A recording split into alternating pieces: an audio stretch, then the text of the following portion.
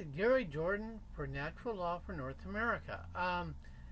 And tonight we're going to kind of go back to the economy, to what some call an airship economy, and to what I've always heard of, or more recently would call a gift economy. Some of you might be old enough to remember in school where they called it a traditional economy. Anyway, and they're to transition back to that, because we're kind of going in a circle. Like I've said, much of the universe is a circle, but it's more like a spiral. We're kind of going up a little bit, or maybe moving a little. I'm not quite sure exactly, but we are moving in a circle, and we're aiming back towards the to that paradigm where we're gifting each other, like with nature. The trees just shed their leaves. They're not trying to exchange. And so we do that. Anyway, there was a fellow, I believe his name was Charles Eisenstein, who had a book called, and the book I'm positive of the title, called Sacred Economics. And you can Google, Yahoo that, or whatever your favorite search engine is. Sacred Economics. It's a free online book. Charles Eisenstein. And he actually had an interesting idea for transitioning to a moneyless society, because that's essentially all these different words are referring to a moneyless society. And this, amongst, besides explaining the economics, why our system's messed up, he doesn't believe in an elite. Well, he thinks that there might be, but he doesn't really work with that. He's working from the position and the vantage point that it's a system failure, that it's a design issue. Anyway, and he had an interesting idea, and it relates to the talk that we've been hearing for the last, I've been hearing at least for the last, 10 years or so, since I've really been looking at it for the last 2008, 7, whatever, at least since then. And that is the idea of a gold-backed standard. The idea, the reality is in 1971, Richard Nixon took the United States off the gold standard after using that as the standard for the currency, for pegging the alleged value of the currency. And most people talk about going back to gold. Some like Matt Kaiser even suggests silver. But Eisenstein had an interesting idea for backing currency as transitional. Because when you back a currency, whether it's a cattle, sheep, because in the Israelites, that was their currency. Their everyday currency wasn't the shekel. Their everyday currency was the cattle. How many head of cattle they had. I'm sorry, I said cattle. How many head of sheep, goats they had? How many of those they had? They have huge flocks of sheep. That's why the shepherds and the beautiful story of the Nativity, because they were shepherds all over the place. That was the basis of their wealth was not the gold. There was the temple gold, which for the Israelites was the shekel.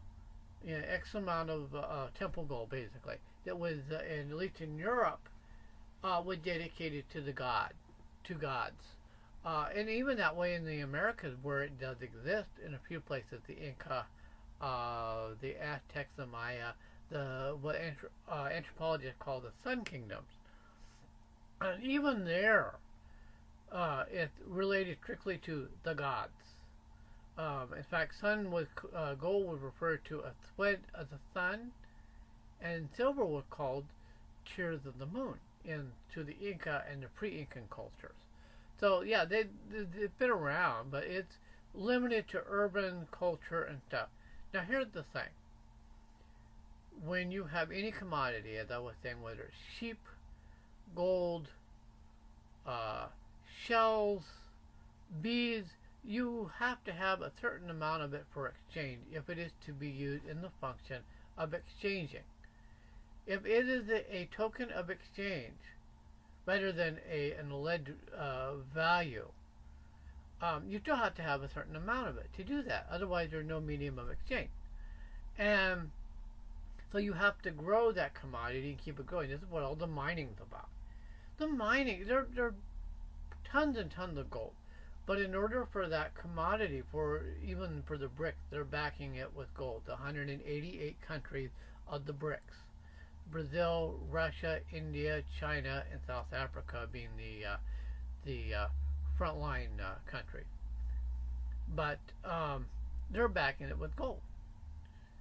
The U.S. doesn't have gold, to be frankly honest. I think Fort Knox was robbed a long time ago. That's why all of a sudden in Ukraine, the gold disappeared from their central bank. When our $5 billion worth of our funding money went into propping up the Maidan Revolution, and basically funding a coup. Basically what the U.S. does all the time, and it's been doing it since at least the 1950s. So about 70 years now, we've been basically funding coups around the world. And they want to claim Al-Qaeda as a terrorist? Okay, you get off that topic. But what I was saying is you got to grow it. So Isaacson had a great idea. Because if you grow it, you want something you need. With mining gold, let's take gold. Everybody's favorite metal or silver. Their favorite metal. You got to mine it. That means you got to dig it into the earth. You got to make all the pollution, all the toxic chemicals, and all the sludge and the extra rocks that come up with mining, blowing up these big old holes with the TNT and what have you. It is not exactly a very, very good environmental, healthy way to do things. And then you got to melt it. You got to melt it. You got to make it into ingots. Though that takes heat. Not as bad as iron, but it still takes a lot of heat. And depending on the quantities we want to have, I mean, even if we're used for a small amount for electronics, there's enough gold in circulation for that. We don't even have to mine out. But anyway, Einstein had a really alternative idea, and I read his book a few years ago, and it is functioning healthy ecosystem to back a currency. So the idea is that you want to have X amount of hectare or acres, and there was no specification because this is just a new idea. The concept is X amount of hectare or acreage to be the backing for X amount of unit of that currency or a percentage of that currency. An example might be maybe a hectare per every 50 cents or something like that. That every 50 cents, to have 50 cents, you have to have a hectare of functioning healthy ecosystem. That's what that means. And you can grow that because we have so much dysfunctional and damaged ecosystems around the world. You look at the Middle East. I mean, it has been decimated by thousands of years of brutal grain agriculture. I mean, they didn't care it. They didn't do anything that would have helped to sustain it. And that's the agriculture the Europeans learned. And it's to the point where when the Indians, apparently I was reading an interesting book where the Indians had taught the pioneers, the settlers that came from Europe, from mostly what we now call the UK, from England, to put fish head in with the seeds, or little small fish in with the seeds when you plant it. The idea is that fertilize it and you're giving back.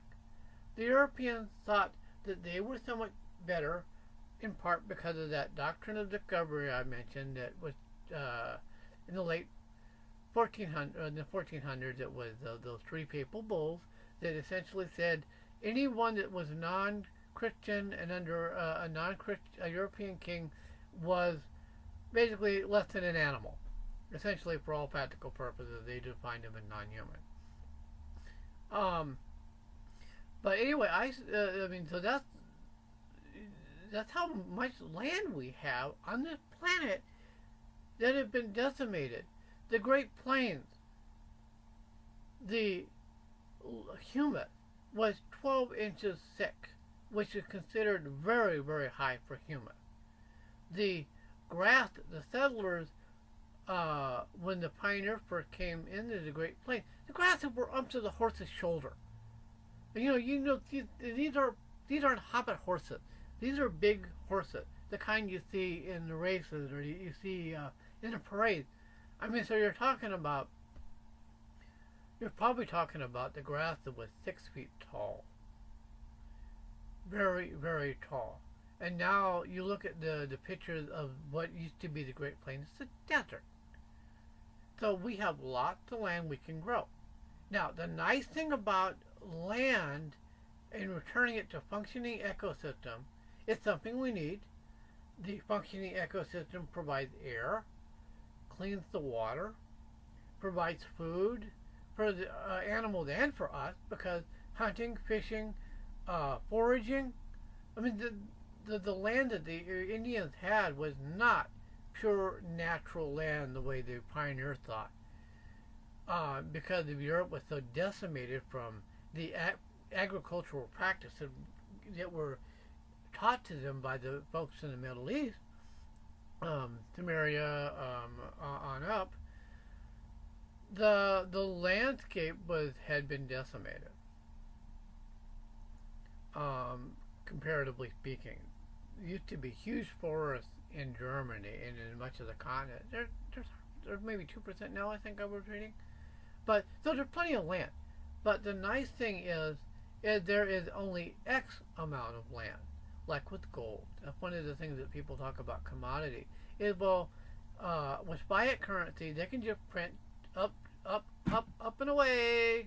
And that's what they're now doing in the ECB now. They're printing up and away. And there's nothing to show for it. I mean, it's quite loony, frankly. Very strange. But with the argument for gold and silver is there's only so much of it. So you can't just print up to the stratosphere and pay for all these wars and all these other horrible things that we're currently doing. So what I would suggest is that since it looks like our transition is going to be a lot longer term than I would have thought or I would want, that we think about, well, how could we do that? Because we need the land. We need functioning ecosystem for ourselves, for our children to the 7th generation. This is something we need. We don't need gold. You can't eat it. You can't drink it. You can't clothe yourself with it. It ain't going to provide you shelter. Same with silver. Same with any of the other so-called precious metals. But functioning habitat will provide food, clean water, because the trees, the roots, and the microorganisms, they all filter all that. They filter the water and clean it. I mean, that's its function. That's one of the things that it does. It's not so much a function by some divine king like in The Lion King, where the lion's out there, oh, I give an order. No, that nature doesn't work that way. That's why we imitate nature. It doesn't work that way. Each person, each being, just does what it wants to do, and in so doing, it fills a niche. People that love to grow fruit, grow plants. There are people that love that, and that provides food, fibers, firewood, wood for furniture, herb for medicine, for real medicine, not the pharmaceutical poisons that we've all been taught. Other people like to spin. For that we have our clothes, our ponchos, our shirts, our jeans, or whatnot. Some people like to play music. Some people, like to read all day. Some people, that brings me to that'll be another video, is what we do with the time. But to transition to a moneyless economy, we need to be able to restore our habitat to functioning, to where it can take care of itself. This is what's so great about permaculture too, is it helps us learn how to manage the land like the Indians did. The Native Americans were masters of it. It was not the pure total wilderness that the Europeans thought. It was managed. Out here in California and other parts of the West, they had controlled fires. They were successful. They knew when to do them, how late to wait, and how soon to do it, so that you didn't have controlled fires that turn into monsters. We do that all the time because we don't know what we're doing. We didn't listen to the Indians. The attitude of the settlers back east on the eastern seaboard was, oh, the Indians are savages. They don't know anything. They don't know what to do. We'll just simply, ignore what they're saying. We'll do what we've always done. We'll do the way our kings told us to do, because there's a lot of worship of kingship. We think we've gotten rid of it, but we haven't. But the main point has to do with the ecosystem. Using that as a unit of backing. The other unit of backing that we can use is our own energy. As I said, it's not the gold, it's not the silver, it's not the pieces of paper that builds. It doesn't build the bridges. It doesn't engineer. It doesn't teach the children. It doesn't do anything. It's people. It's the energy of people. So the ultimate backing will be people, our goods and services, doing what we want, what we love to do, and finding a way to fit that in with the needs of our community. And then the other backing would be functioning habitat that we need anyway. And the more of our planet's available land mass that can be restored to functioning habitat, the better. It can be done. They've done it in China. They're one of the royalties of Jordan, I believe, had done it. She's been part of it. Bill Mollison started permaculture. One of the not quite younger, I can't think of his name, George Lawton. Been around the world apparently and helped start all these permaculture projects, and that, I think the reason we want to do it is A, because we need to anyway, for air, for water, for food, for shelter, for the things that we need, that we grow, that has to grow, and that includes the livestock, the animal, for fur, for wool, for an alpaca and llama, for the food we might need for protein. There's no dishonor in hunting if you don't just do it just for the sake of having a trophy on your wall. If you're doing only what you need, and that's another thing, the law of nature is you only take what you need. And if we keep doing the gold and silver backed for our transitional backing of a currency that we might need till we can completely get back to a moneyless economy, a moneyless way of doing things, what the ancients might call a gift culture. Again, I just keep harping on it. It's just totally amazing me. Anyway, going back to that, if we do that, we won't have some of the problems we have. I mean, we don't have to destroy. We're healing. We provide our nutrients for the land. We heal everything. We provide food, water, clothing, and shelter, and animals and food, and we bring beauty back into the area. Plenty of things for younger people that are strong to do, that would like to be outdoors. Why not dig your swells? Why not put terraces on your hillsides and grow what grains and what foods you might want? And borrow from the Inca. I understand that the Incan and pre-Incan cultures had very sophisticated currencies with even graveling and gradient. I'm not even sure how they did that, but very sophisticated. Make things to last. There's no reason not to make things to last. And the law of life, that's what I was forgetting. The law, one of the laws of the physical laws, of physical nature, is only take what you need. You look at the lion. He is the master hunter. And for America, the mountain lion, the cougar, that is our lion for the continent of North America. Just as regal, just as majestic as the lions in Africa. But they only hunt what they need. You know, once they have their food, that's it. They don't go hunting. They lay around a lot. You look at any of the top predators, they're sleeping, socializing, and playing, and only hunt to the extent you need it. That's one of the secrets of the Indians. They only fish, hunted, foraged, and farmed what they actually need. And their tools and houses were made to last as long as reasonably possible, given their knowledge and given the materials available. And I see no reason why we cannot do the same thing.